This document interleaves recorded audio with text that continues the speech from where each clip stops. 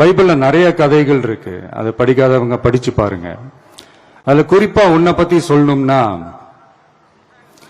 ஒரு இளைஞனுக்கு எதிரா தன்னோட சொந்த சகோதரர்களே பொறாமைப்பட்டு அவனை பாழும் கிணத்தில் தள்ளிவிட்டு அதுக்கப்புறம் அவர் எப்படி மீண்டு வந்து அந்த நாட்டுக்கே அரசனாகி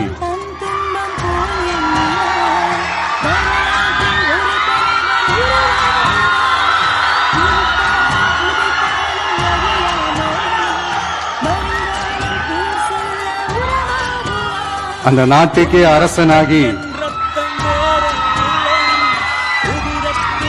தனக்கு துரோகம் செஞ்ச தன்னுடைய சகோதரர்கள் மட்டுமல்ல அந்த நாட்டையே எப்படி காப்பாத்தினாருன்னு சொல்லி இந்த மாதிரி நிறைய இன்ட்ரெஸ்டிங்கான கதைகள்லாம் பைபிள்ல இருக்கு. படிக்காதவங்க படிச்சு பாருங்க. அந்த குறிப்பிட்ட கதை யார பத்தின கதைன்னு நான் சொல்லி தெரிய வேண்டிய அவசியம் இல்லைன்னு நினைக்கிறேன். அது உங்க எல்லாருக்குமே நல்லா தெரியும்.